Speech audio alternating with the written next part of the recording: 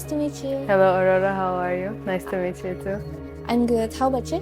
I'm good, thank you. Can you introduce yourself? My name is Aya Al Aloosi. I'm 22 years old. Originally from Iraq, but I grew up in Jordan, and I've lived abroad in 4 different countries. When and where did you start your education, and what things did you do before as an international student here? I started my education here in Turkey, but however, I had experience in high school from different countries like Tunisia, Egypt, and Jordan.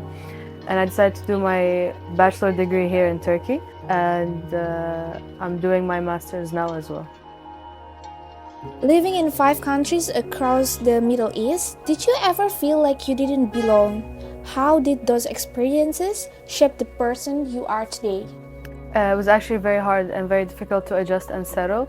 And whenever we settled, we had to move to another country, another culture, etc.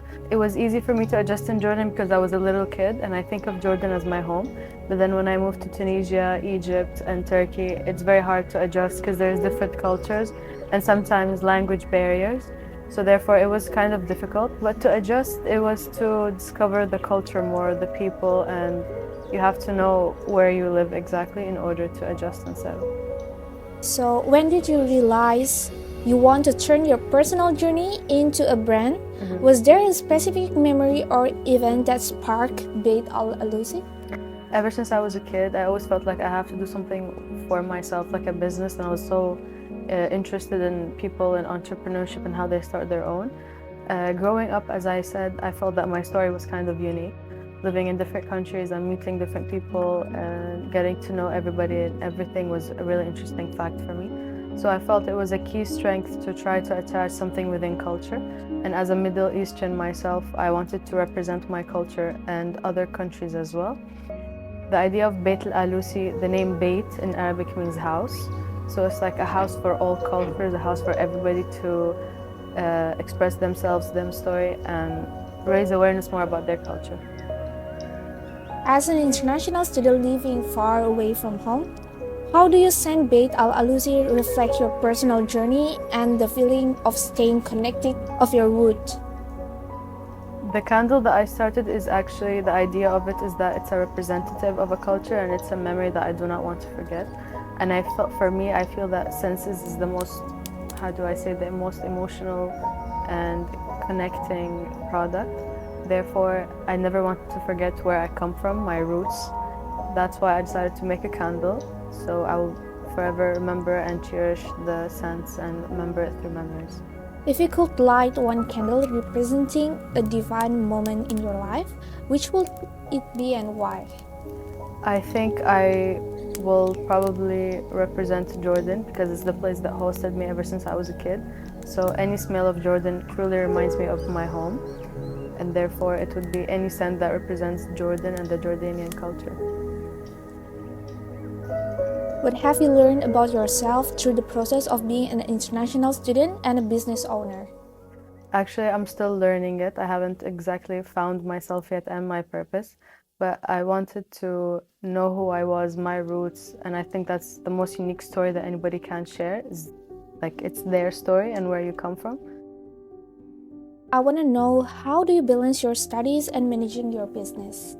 It's actually quite hectic because there's so much deadlines to come. They're always, like, whenever you have to plan a project, etc., there's always something or a crisis or anything of that sort. Therefore, I think the only way to manage it is through being more organized and, how can I say, like, I plan stuff beforehand within the budgeting and all the dates and the locations, etc. So that's what keeps me going. But yeah, it's hectic, but it's exciting chaos. How do you hope your story as an international student inspires people in similar situations to embrace their journey and pursue their passions? For myself, I'm originally from Iraq, as I said, but I lived in Jordan, I lived in different countries. So there was this sense of like, you don't belong. So therefore, I want everybody to know who they are, their roots, their culture, and embrace it. Even if you are a foreigner or living abroad, it's nice to stick to who you are, stick to your roots, and then you grow out of your roots into the branches. So therefore, my advice is that I would say just, you cannot escape your roots. Like, you are who you are, so embrace it and love it and, yeah, respect it. What does creativity mean to you? Creativity for me, actually, I always loved creativity as a kid. I always tried to do something creative, and ever since high school till college, I was always involved in student clubs and sports, etc. I even created a small project for my university, which was a magazine, and it was embracing everybody's talent. So I focused on individuality and people's creative secting. So creativity for me is actually life. That's what I know best, and I'm gonna keep learning it and knowing how to do better at it. If you could leave one message for young entrepreneurs or people who feel far from their roots, what it would be? It's just that you should know who you are, you should know where you come from, and you should embrace it as well. And this project has been in the making for actually years, and I always try to find the perfect time to launch it. So I would say, just for like a small advice, just start, and then you'll figure out everything. Like everything will fall into place after.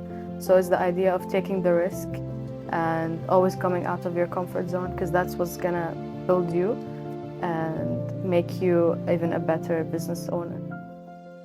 What message would you like to share with other international students who dream of starting their own business?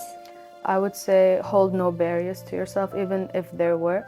I believe you have to, breaking the cycle, create something that you love and you are passionate about, because otherwise you won't continue. Like, you have to be passionate about the business, you have to love the idea, and it's very nice to connect with different cultures, erase all the stereotypes from other cultures. So it's very nice to know who you are, know your people, and just start.